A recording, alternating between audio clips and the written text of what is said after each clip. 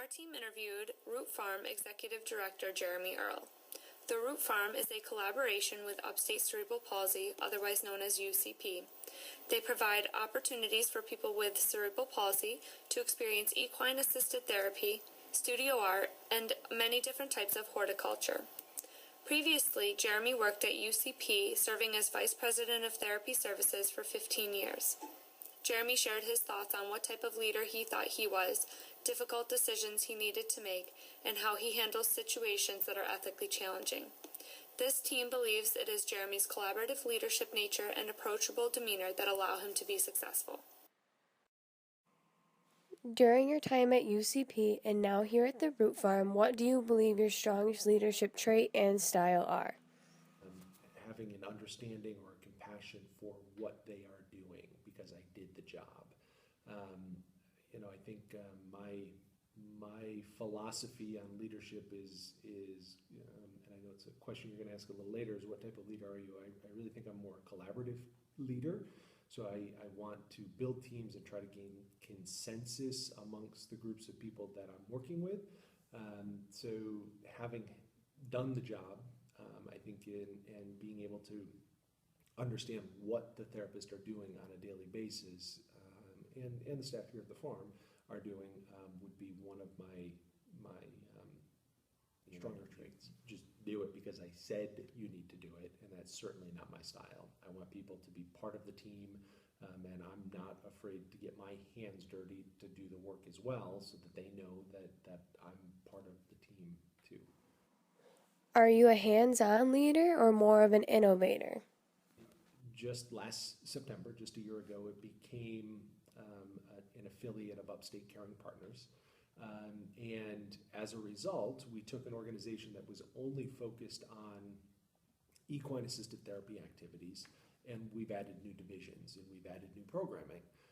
So I think in this particular setting, it's difficult to be an either or in that situation. I think you have to be both. At times you need to be an innovator to come up with the ideas of what the programs are and where the organization is heading, and come up with a vision for how you're going to generate revenue so that the organization can continue to succeed. But we have a very small staff here. We only have 7 full-time staff that are working out of the farm, so I can't just say, this is the project we're going to do, and then walk away. I've got to be able to get involved and help staff do what needs to be done as well in order to achieve the goal that we're trying to achieve. What changes have you made at the Root Farm? I've taken over the leadership, and we're also looking at ways that we can expand our arts and recreational programming. So we are investigating right now whether or not it would make sense to build an adapted high ropes course, low ropes course, rock climbing wall, rappelling wall, all that's handicap accessible, so folks with disabilities would be able to participate in those activities as well. What is the hardest decision you have ever made in any of the leadership roles that you have held? I think one of the hardest situations that I've been part of, any of the hardest situations that I've been part of, have been directly making decisions that impact the lives of staff. So whether that's having to terminate somebody because of poor job performance or having to lay folks off, those really have been the decisions that have been needed to be made for the organization, but have had the most impact on me, because you know that the decisions you're making are having a direct impact on somebody else's life, somebody else's family, somebody else's day-to-day livelihood.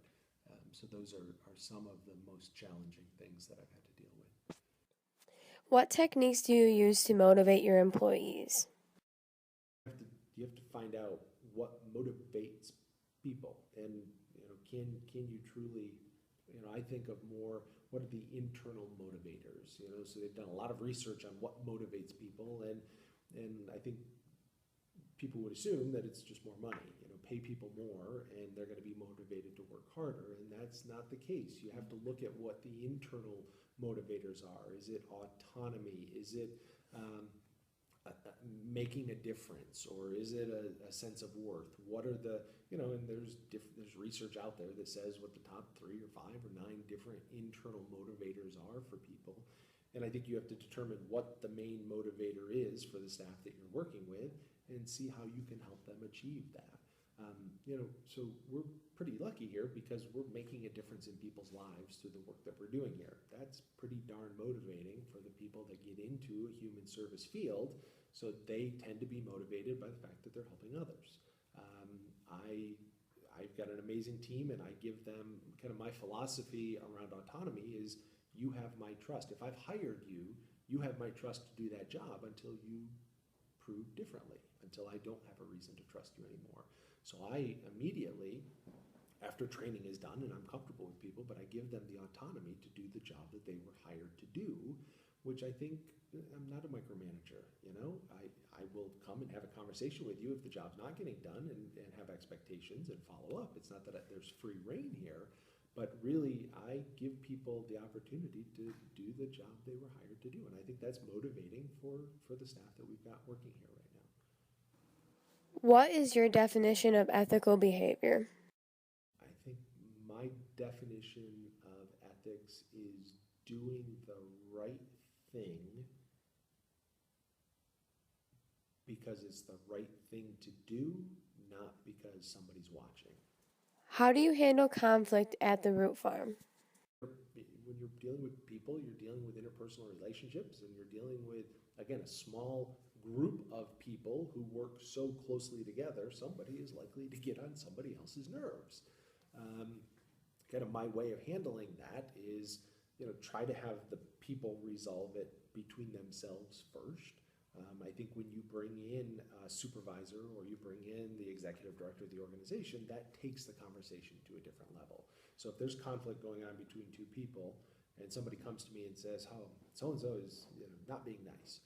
Well, if you bring me in, they're going to know that you came and talked to me about the fact that they're not being nice, and it's probably going to permanently change your relationship. So do you feel comfortable chatting with that person and trying to work it out together, or do you want me to come in? And if you want me to come in and deal with it, I certainly will. It's not the fact that I'm not going to, but it changes the dynamics of how the situation gets resolved.